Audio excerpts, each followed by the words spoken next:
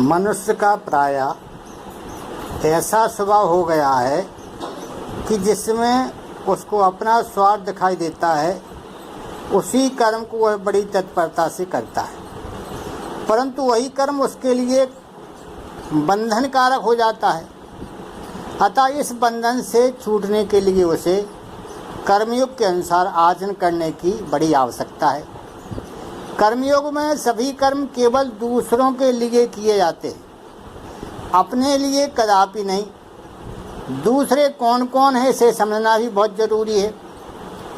अपने शरीर के सिवाय दूसरे प्राणी पदार्थ तो दूसरे हैं ही, पर ये अपने कहलाने वाले स्थूल शरीर, सूक्ष्म शरीर, इंद्रियां, मन, बुद्धि, प्राण और कारण शरीर जिसमें माना हुआ अहम है, भी स्वयं से दूसरे ही हैं। कारण की स्वयं जीवात्मा चेतन परमात्मा का अंश है और ये शरीर आदि पदार्थ जड़ प्रकृति के अंश हैं। समस्त क्रियाएं जड़ में और जड़ के लिए ही होती हैं, चेतन में और चेतन के लिए कभी कोई क्रिया नहीं होती है। अतः करना अपने लिए है ही नहीं, कभी हुआ नहीं और हो सकता नहीं। हाँ, संसार से मिले हुए इन शरीर आदि जड़ पदार्थों को चेतन जितने अंश में मैं, मेरा और मेरे लिए मान लेता है, उतने अंश में उसका स्वभाव अपने लिए करने का हो जाता है। अतः दूसरों के लिए कर्म करने से ममता, आसक्ति सुगमता से मिट जाती है। शरीर की अवस्थाएं बचपन, जवानी आदि बदलने पर भी मैं वही हूँ, इस रूप में अपनी एक निरंतर रहने वाली सत्ता का प्राणी मात्र को अनुभव होता है। यह अपरिवर्तनशील सत्ता अपने होनेपन की परमात्म तत्व के साथ स्वतः एकता है और परिवर्तनशील शरीर, इंद्रियां, मन, बुद्धि आदि की संसार के साथ स्वतः एकता है।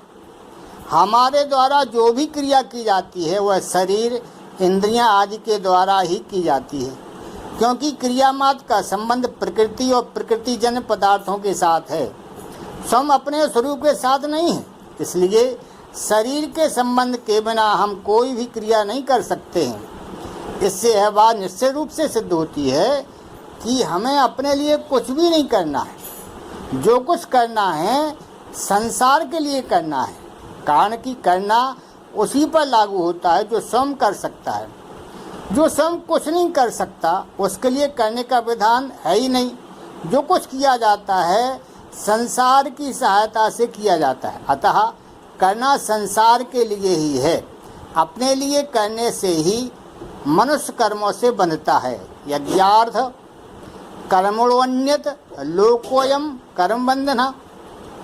विनाशी और परिवर्तनशील शरीर, इंद्रियां, मन, बुद्धि आदि के साथ अपने अविनाशी और अपरिवर्तनशील स्वरूप का कोई संबंध नहीं है।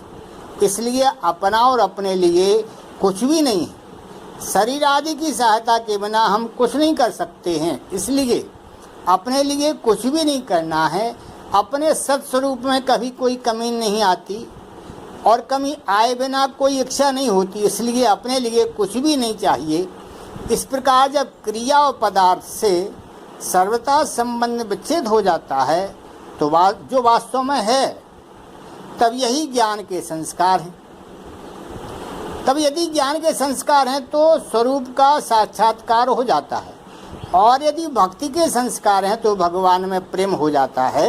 हरिओम। जैसे संसार पर है, ऐसे ही शरीर, इंद्रियां, मन और बुद्धि भी पर अर्थात दूसरे ही हैं। अतः कर्मयोगी इनको अपना न मानकर इनकी भी सेवा करता है।